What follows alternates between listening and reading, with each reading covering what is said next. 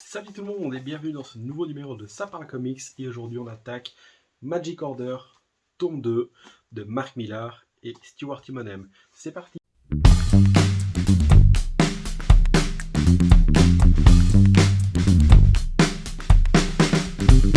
Donc Magic Order, tome 2 de chez Panini Comics, c'est Netflix qui le produit, chez nous c'est Panini qui le distribue. Magic Order, volume 2. Toujours Mark Millar au scénario, ça ne change pas avec le premier, ça ne changera pas avec le troisième. Mais pour ce deuxième numéro, nous avons Stuart Immonen qui vient sublimer cette série avec ses dessins. Vous ne connaissez pas encore Stuart Immonen, ou est-ce que vous l'auriez peut-être déjà vu dans Superman Identité Secrète? Vraiment un récit que je conseille très très grandement, que ce soit pour le dessin comme pour l'histoire. Ensuite, on a The Plunge, que je ne vous conseille pas du tout pour l'histoire. Maintenant, si vraiment vous voulez pour les dessins, pourquoi pas. Ensuite, il a fait du All New Captain America qui était très très bon. Il a fait de Ultimate Spider-Man.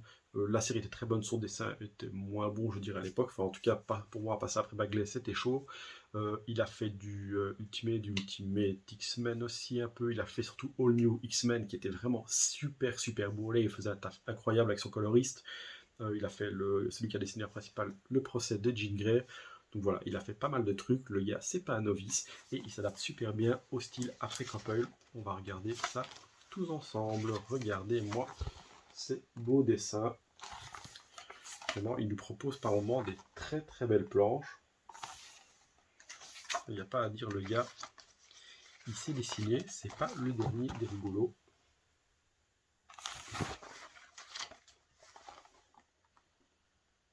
Voilà, comme ça vous avez pu admirer son travail. Vous savez maintenant qui est le bonhomme. Maintenant, vous savez que c'est très beau. Vous savez que c'est Mark Millar. Vous savez que c'est la suite de Magic Order. Mais de quoi il parle ce volume 2 là? Et est-ce qu'il vaut le coup? On va voir ça ensemble tout de suite. C'est parti. Alors, Magic Order.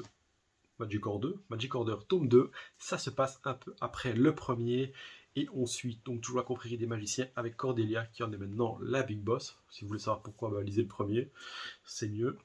Mais cette fois-ci, on est dans une histoire qui est un peu plus blockbuster, donc pas de manigance cette fois-ci extrême, pas de chasse à l'homme, pas de traque, pas de mystère qui est le méchant.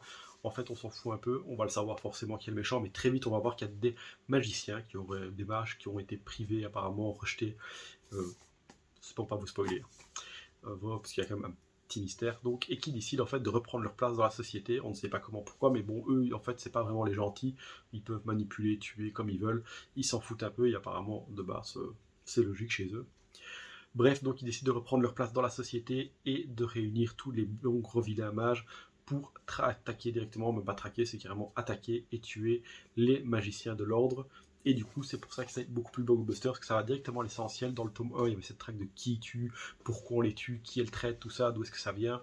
Alors que ici, pas du tout, on voit directement le visage, on apprend vraiment l'identité de qui ils sont et pourquoi ils font ça, sur toute la chronologie et tout ce qui raccorde avec l'origine de l'ordre des magiciens.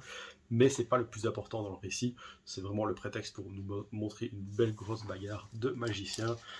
Ça pète un peu de partout, c'est joli, c'est chouette. Hop, est-ce que j'ai une planche ici pour vous illustrer mon propos?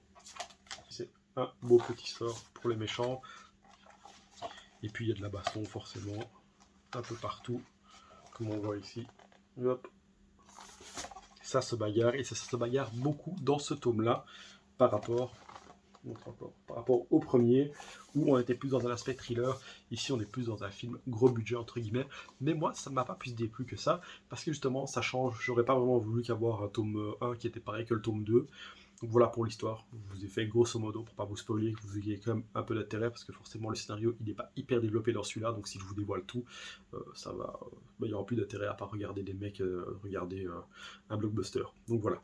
Donc en gros, l'ordre des magiciens est dirigé par Cordelia, ça va pas super bien, ils sont obligés d'aller retrouver des familles d'Irlande et d'autres pays, parce qu'ils sont occupés à se faire fumer par un autre gang de magiciens, en gros, qu'on ne sait pas encore pourquoi ils font ça, mais en gros ils veulent retrouver leur place, parce qu'ils ont été bannis à l'époque, et ça ne leur convient pas, parce qu'apparemment ils étaient là avant.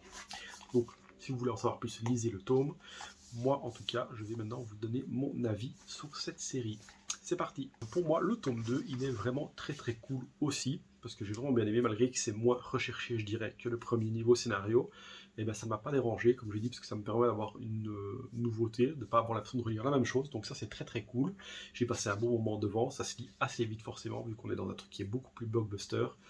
Le dessin est vraiment super beau, donc ça aide beaucoup beaucoup à rentrer dans le récit, c'est assez fluide la lecture, et vraiment pour moi c'est une très très bonne lecture. Maintenant, si vous avez un budget limité et que vous lisez beaucoup de trucs, est-ce que c'est un indispensable maintenant? Pour être honnête avec vous, je dirais que non. Maintenant, si vous avez envie de lire un chouette comics sans trop prise de tête, ou vous aimez bien tout ce qui est magie et où ça pète de partout, bah franchement, foncez sur ce Magic Order tome 2.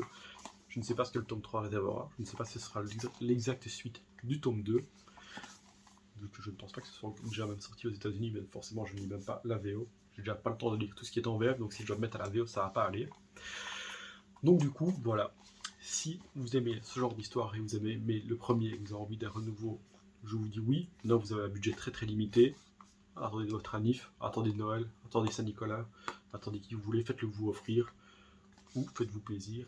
Mais voilà, ce n'est pas un indispensable à la lecture pour tout le monde, mais si vous aimez bien l'AD, si vous aimez bien Mark Millar et Stuart Immonen, franchement, n'hésitez pas vraiment. C'est une très bonne lecture, on passe un très bon moment, et il fait le taf, c'est pourquoi il est. J'ai trouvé d'ailleurs que ce tome 2 avait fait beaucoup moins de bruit que le premier, parce que le premier on en avait énormément entendu parler, d'ailleurs si ma mémoire ne me fait pas défaut, il avait gagné des prix, et là le tome 2 il est un peu sorti dans l'oubli je trouve, je m'attendais à en entendre beaucoup plus parler, comme quoi un tome 1 ne garantit pas un succès pour un tome 2, je ne sais pas ce que ça se fait au niveau des ventes, mais voilà, moi en tout cas je suis très satisfait de cette suite, j'ai hâte d'avoir le troisième. Dites-moi en commentaire si vous l'avez lu, ce que vous en avez pensé, ou si vous conseillez l'acheter. On se dit tous à bientôt pour d'autres vidéos. Merci à tous et à bientôt.